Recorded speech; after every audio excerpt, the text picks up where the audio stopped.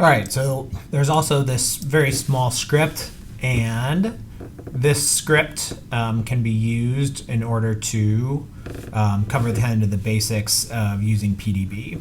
So PDB is referred to as a debugging library. The P stands for Python, the D stands for debugging, the DB stands for debugging. So debugging is a way, it's a very powerful way in order to debug your code and to figure out kind of what's going wrong. And the idea behind it is simply that if you're running a script and you have some sort of error, often it is very powerful to be able to go into the script and explore kind of what your variables are actually set as. So, you know, maybe when you learn to debug, you started out by using print statements, and kind of the goal of print statements is just to like print out what a variable is. And this approach, you know, kind of works, but the PDB is kind of much more powerful as a way to do this, and it's a much more efficient way to do this. So you definitely should get used to using PDB when you're debugging. So I've kind of covered this with some of you throughout classes, just like a way to debug your scripts. So I have this little script right here, and it kind of does nothing really exciting. So it loops through 5 different values. I goes from 0 to 4, and then it runs this pointless function on I, and then it runs this pointless function of I times 3. And so then this pointless function is defined, so it takes in x, it creates this variable called y, and then it takes z, and then it creates z by taking y to the x power, and then it simply prints that out. So we can run that. So if I run that script, so it prints first, so the first thing I send it is 0. So 5 times 0 is 0, and then 0 to the 0th power is equal to 1.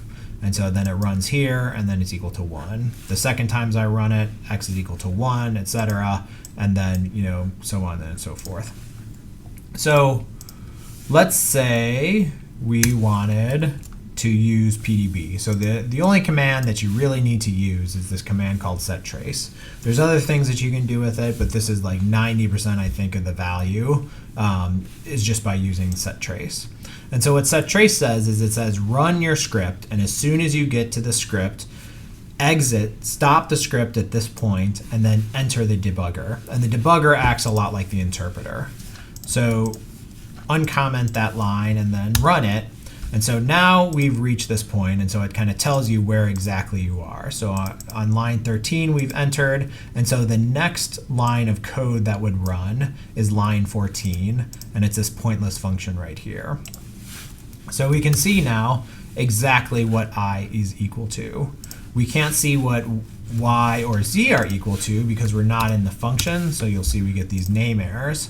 But we can see what exists within the script. And so you can even use dir, for example, and dir shows you every single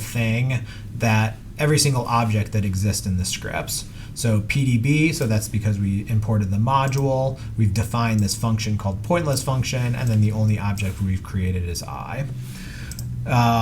If we want to go to the next line, we can always step line by line. So if you hit N, then we've gone to the next line right here, and we've run it. And so now you notice that this 1 printed, and that's because it actually ran this function entirely. And then if we hit this again, we print out the 1, and we can hit the next again, and so on and so forth. And so you'll notice that as we step through, I changes. So before I was equal to 0, and as we step through, now it's equal to 1. And so we can step through this code line by line, and so, you know, kind of for a loop, it kind of goes back and forth throughout this. And, you know, when we reach the point that the print statement is, then it kind of runs it that way. So let's run this again. And so now I is equal to 0. Another thing you can do is type continue. And so continue is kind of like going to the next line, but instead it says it's saying run all of the code until you reach another setTrace. And so because we've looped it, it runs. So the first time we are here is the first time it goes through the loop. And now if we hit continue, it's going to run this function, it's going to increment I to be equal to 1, and then it's going to hit this setTrace again, and then it's going to stop there. And so you'll notice that it printed out these 2 1s, and I is now equal to 1. So if you hit continue again, it would print out the next two values, and then I is equal to 2. Then continue, I is equal to 3, etc., etc. So you can specify where in the code you want to enter the debugger, and then you can either go line by line, or you can kind of loop through until you reach additional PDB set traces. If you want to ever explore the values within a function, you can do that. You just need to make sure you set your trace within the function.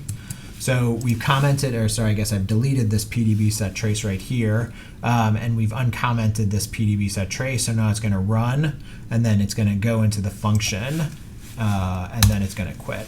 So now we're in the interpreter, and so now we have access to I because I is a global. So just if you remember, functions have access to variables outside of the function scope, but now we also have access to X, Y, and Z.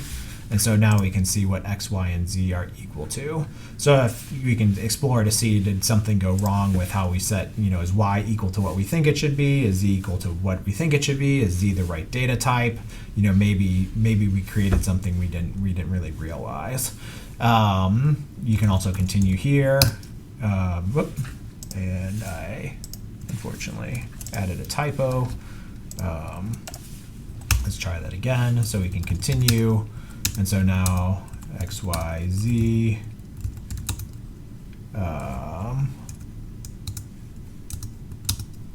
So 155, we continue, and then 3 because we multiplied I times 3, so now it's 315. So we can just step through the code, and it's kind of like an easy way to check to make sure things are equal to what they think they should be.